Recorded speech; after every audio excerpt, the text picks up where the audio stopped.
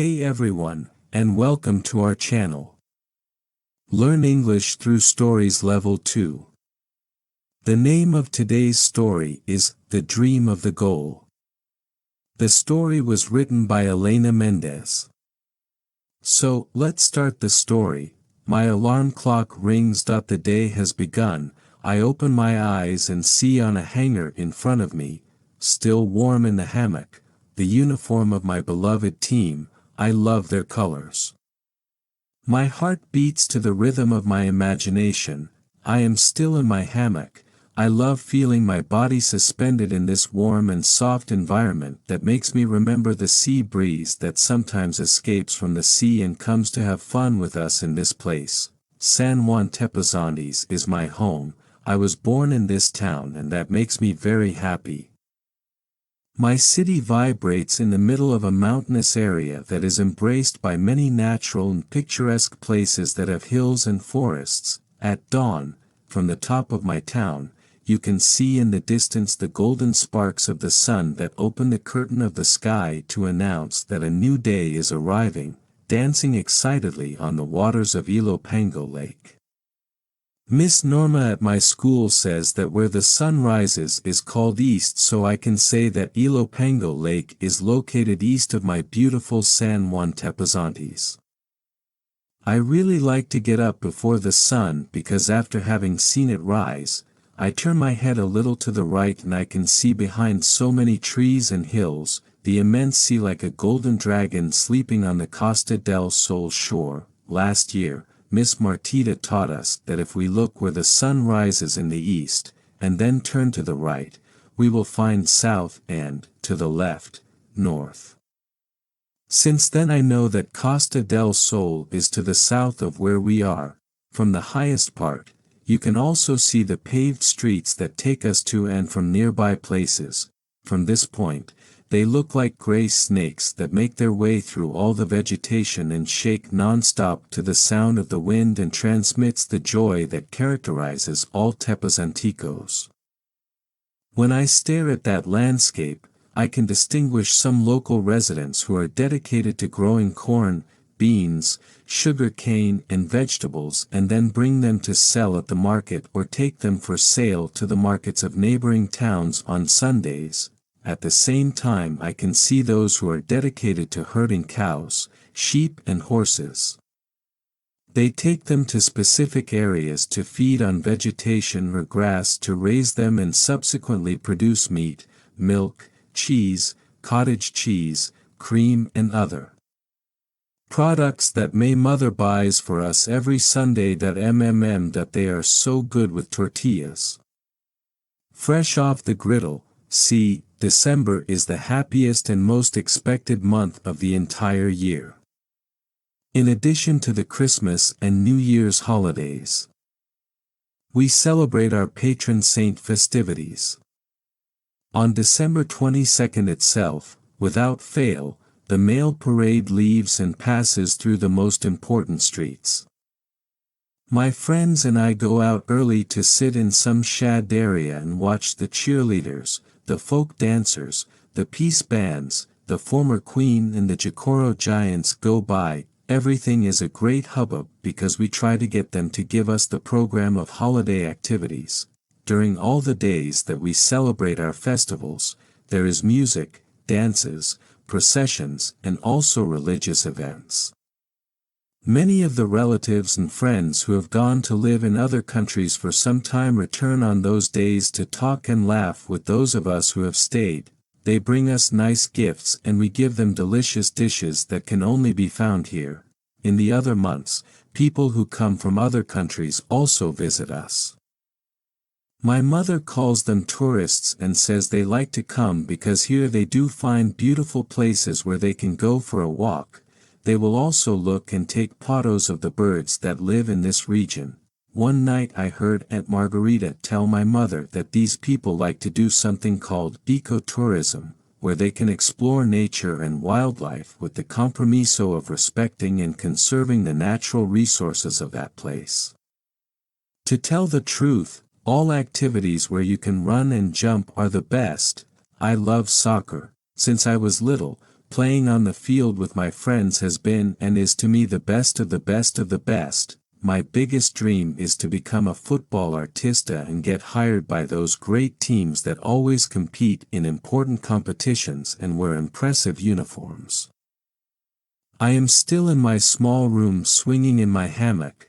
By now, the first rays of the sun are beginning to caress my face.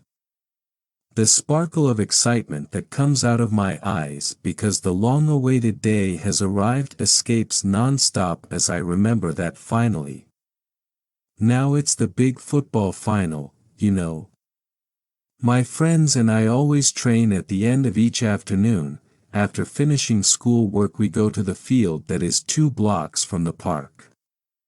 There we have placed 2 orange bricks at each end of the field to recognize if the shot managed to cross the goal and to shout, "Goal!"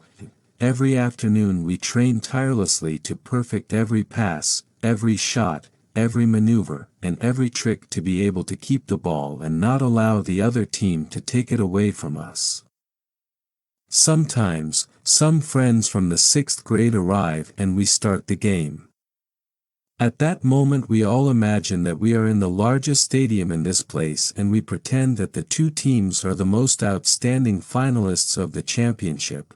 We also imagine that all the tickets have been sold because the entire town has come to see us and they are waiting to see which team wins the cup at the end of the game. Tickets. I feel butterflies in my stomach. It is time to get up. Today is the big day. In a memento we will meet in the park and Don Toto will take us in his red pickup to the National Stadium of the Costa del Sol where we will see the El Salvador beach soccer team. This is the most dreamed and anticipated day. I see once again my favorite uniform hanging in front of my hammock and it seems incredible to me. My blue shirt with the number 22 on the back, my shorts and my white socks that reach just to my knees. I jump up and get dressed. I immediately run down the stairs and find my mom preparing breakfast. "Good morning, Mom," I say with a smile that I cannot hide. "Good morning, my crack," my mother responds, giving a smile back. "Are you ready for the big day?" "Yes, Mom. I cannot wait to watch the final with my friends. It will be unforgettable," I tell her excitedly. While I devour my breakfast, I say goodbye with a big kiss and run towards the park. As I run, I can see more and more of my friends who are already ready, waiting for Don Toto and waiting for me. When I finally get to the park, our eyes shine with excitement. We all greet each other with big hugs and laughter in the same feeling of unity thanks to the love and dedication that we all feel for soccer, while we wait for Don Toto to finally arrive. I look up at the blue sky and think about how lucky I feel to be living this day with my friends and being able to see that great game up close. I know it will be an unforgettable day, full of emotion, joy and, above all, football. Along the way, the bustle and excitement in the air is felt with every heartbeat. We all talked about the game and, naturally, cheered for our favorite team, El Salvador beach soccer team, better known as Selecta de Playa. Thus begins our exciting adventure. Without knowing what will happen later, we feel ready to live an experience that will remain in our hearts forever. When Don Toto finally arrived at the municipal park, we got into the pickup truck and headed straight towards San Miguel Tepozontes. Our neighbor. As we advance, we can feel the embrace of the lush vegetation, immense trees, bushes loaded with fruits, plants that have grown spontaneously and that, together, become a green tunnel that extends on both sides of the path, sharing with us a landscape full of life and color. The hills and mountains that surround the road become an impressive backdrop and make a beautiful contrast with the green tunnel that continues to embrace us. In some parts of the road we can see some carefully planted fields. These cultivated areas of corn, beans, sugar cane and various vegetables become giant paintings of many colors and textures that brighten the landscape. We also cross small rivers or streams that undulate through the terrain. These water mirrors provide a touch of freshness and add beauty to our view. As we enter the path, as we carefully observe the horizon, we see the parrots, toucans, hummingbirds, herons, owls, hawks and butterflies that sail in a sea of joy, letting themselves be carried away by the breeze and the gusts of wind that suddenly appear. Staring up at the trees, we can make out iguanas and snakes clinging to the branches. Some moving around and others just taking a break. Turtles, toadas, frogs, and some salamanders cannot be missed every time we find a stream near the road. We see raccoons and possums playing on the fields. Aunt Margarita says that, if we are lucky, we can even see a deer passing through these surroundings. In short, the landscape that we have before our eyes as we walk along the path that zigzags from the heart of the municipal park of San Juan Tepozontes towards the spell of San Miguel Tepozontes, is like a living canvas that comes to life. The river of emotions that flows when seeing the lush vegetation and the natural formations that can be seen behind, immerse us in a truly magical world, full of colors and shapes, where the beauty of this Salvadoran land comes to life with every step we take. Our supreme desire is to get there, yes, right there where you can see the immense sea like a golden dragon sleeping on the Costa del Sol shore, because right there, the national stadium of the Costa del Sol is located, which is a sand stadium so vast that I have heard that we can accommodate up to 2,000 people. Yes. 2,000. Let me see, Chino is 1, Chaco is 2, Don Toto is 3, Poliducto is 4 and I am 5. There will still be room for 1,995 people who will join our team this day. If you could see inside my mind, you would find a flurry of thoughts that never stop. I am the kind of person, little person my mom says, who is always looking for answers and things to do as well. My name is Gabriel, but my friends and family call me Gaba. Only my mother prefers to call me my own name. At 11 years old I can say that my life changed forever when, at 6, they gave me a soccer ball for my birthday. That day, without realizing it, I embarked towards the greatest passion of my life, football. Everyone recognizes me because of my height. I am always the last in line for the class at school. My straight hair, eternal smile, and many moles that look like stars in the night sky make me feel like my appearance stands out in a crowd. I am still not sure what I will become when I grow up. What is very clear to me is that I feel my eyes light up every time I put on my uniform, and I am also clear that I always have the desire to enter a game with my friends on the soccer field or sometimes just kicking the ball in my backyard. I always wear number 22 on my uniform. I will share with you the reasons why this number has a special and magical meaning for me. First, I was born on the 22nd and my parents have told me many stories about how that day I came into the world full of good luck and positive energy. Furthermore, it was on the 22nd that I had an unforgettable experience. That day I scored my first goal in a match. It was fantastic. Since then the number 22 has been my lucky number in football, and I even feel that every time I wear my uniform with the 22 on the back, a special ability to play better and achieve exciting victories in the game awakens within me. Because of this, I got a book from the school library, and upon reading about this number I found that, in some cultures and beliefs, the number 22 is associated with good fortune and success. Therefore, I chose to wear it on my shirt as a lucky charm and at the same time because it reminds me that I always want to give my best in every game so that we can live special moments with my friends on our team. Every time my teachers meet with my mother, they tell her that I am a sweet and obedient child. Aunt Margarita also says that I always show respect to my parents, teachers, and adults in general.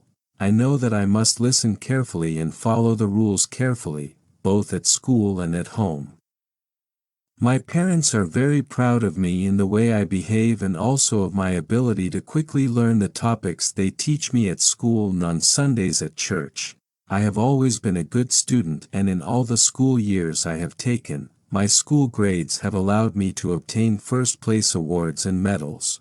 I really like having friends. In fact, all the children are my friends. But I have 3 who are the closest to me because we have been teammates with them since kindergarten and because we practice soccer with them every afternoon after finishing chores and school work. Furthermore, on Sundays we have learned that kindness to the people around us helps us cultivate the affection of those people, and with Chino, Choco and Poliducto we always try to have a smile and a kind word for the people around us.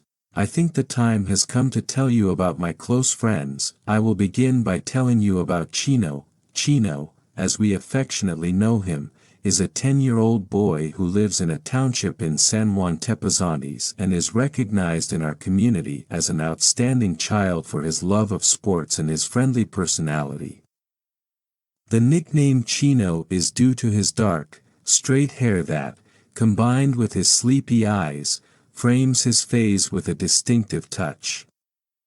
Despite only being 10 years old, he is a talented football who is getting better and better. We always find him on the soccer field, whether practicing shots on goal, playing games with the children who have arrived, or simply sharing tips and tricks with the little ones who also want to learn the game. All of this to make time for us while the inseparable friends arrive and we start our own game. What stands out most about Chino is his friendly personality. He is a boy who is always willing to make new friends and welcome anyone who wants to join his group. Very frequently he organizes informal games on the soccer field with the children who are there at the time, and everyone enjoys the healthy fun and camaraderie that the sport provides. But he not only organizes games, he also helps in the events and activities they organize at the church or at the mayor's office to raise funds for the community and help those who need it most. I will never forget the day I met him. I got to the park and saw Chino helping an abandoned dog from the streets. That day not only changed that poor little animal's life, but it shaped my insides in a way that I still cannot explain. After Chino, I want to tell you about another member of our team, Choco.